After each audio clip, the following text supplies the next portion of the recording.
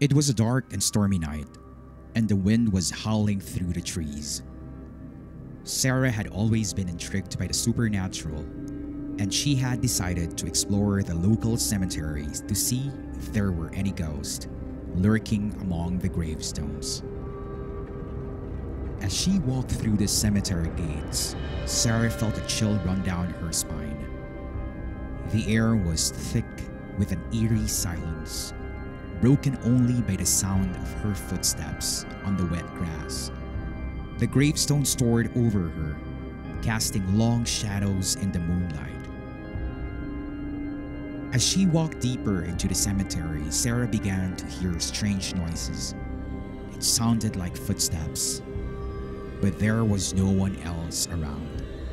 She tried to shake off her nerves and convince herself that it was just her imagination playing tricks on her. But then she saw it. A figure emerged from behind one of the gravestones, shrouded in mist. It was a woman, but her face was pale and lifeless. Sarah froze, unsure of what to do. The woman beckoned to her, and Sarah felt herself being drawn closer. She knew she should turn and run, but something kept her rooted to the spot. As she approached the figure, the mist cleared, revealing a tombstone behind her. Sarah read the inscription, and her blood ran cold. It was the tombstone of a woman who had died under mysterious circumstances. Some said that she had been murdered by her own husband, who was never caught. Suddenly, Sarah heard a voice whispering in her ear. It was the woman's voice, and it was filled with an otherworldly sadness. "Help me," she said. "Find my killer and bring him to justice." Sarah was terrified, but she knew that she couldn't leave the woman's spirit trapped in the cemetery forever. She vowed to find the killer and bring him to justice no matter what it took. Over the next few weeks, Sarah began to investigate the woman's death. She spoke to people who knew the couple and pored over old police reports. It seemed that the husband had been the prime suspect, but there was never enough evidence to convict him. As she delved deeper into the case, Sarah began to feel like she was being watched. She would hear footsteps behind her when there was no one else around, and she would feel a cold breath on the back of her neck. One night, Sarah was working late in her office when she heard a knock at the door. She opened it to find a man standing there, shrouded in darkness. He introduced himself as the husband of the woman who had died in the cemetery.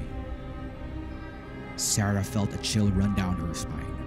She knew that this man was dangerous, but she also knew that she couldn't back down now. She invited him in, and they sat down to talk. As they talked, Sarah began to feel like she was getting closer to the truth. She could sense the man's guilt, and she knew that he was the one who had killed his wife.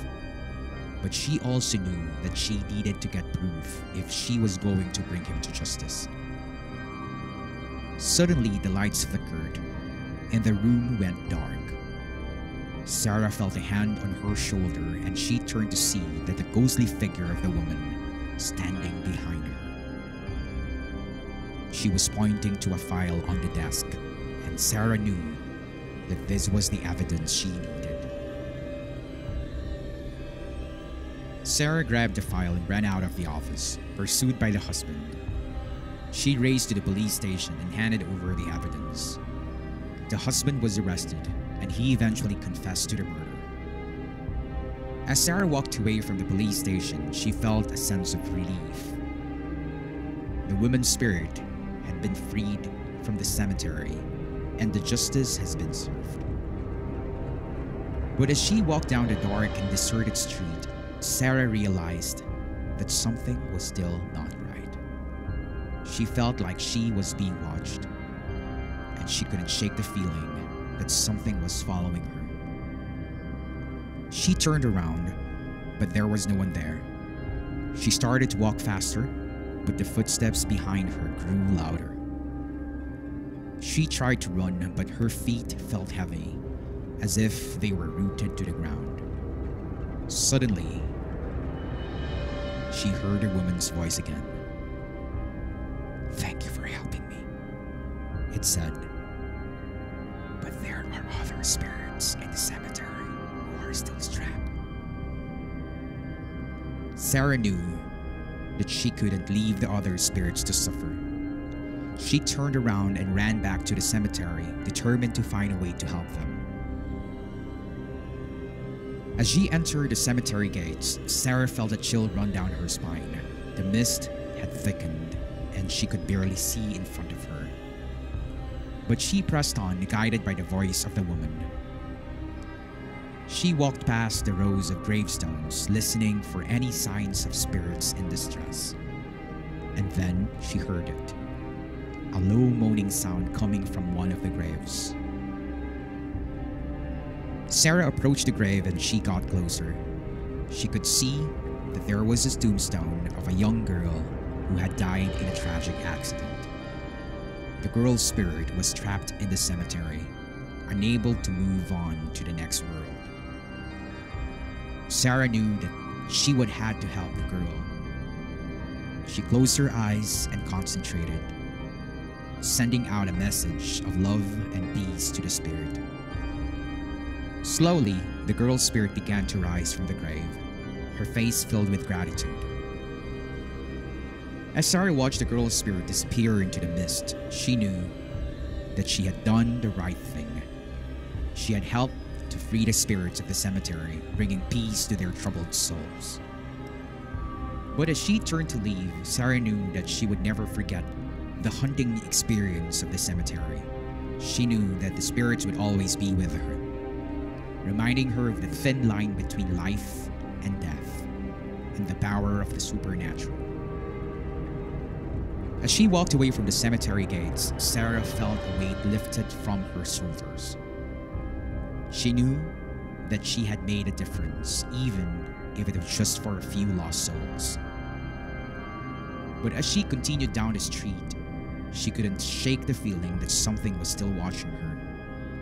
She turned around, but there was nothing there. Just the mist swirling around her feet. Suddenly, she heard a rustling sound behind her. She turned around, but there was nothing there. She started to walk faster, her heart pounding in her chest. The rustling sound grew louder, and Sarah realized that she was being followed. She started to run, her feet pounding on the pavement. But the sound of footsteps behind her grew louder, and Sarah knew that she was running out of time. She turned around, ready to face whatever was following her. And then she saw it, a figure, shrouded in mist, standing just a few feet away from her. Sarah could feel its cold, dead eyes staring into her soul. She tried to run, but her legs wouldn't move. The figure started to move towards her, its long, bony fingers reaching out to grab her. Sarah screamed, her voice echoing through the deserted streets. And then she woke up, her heart pounding in her chest. It had all been a dream. Or had it?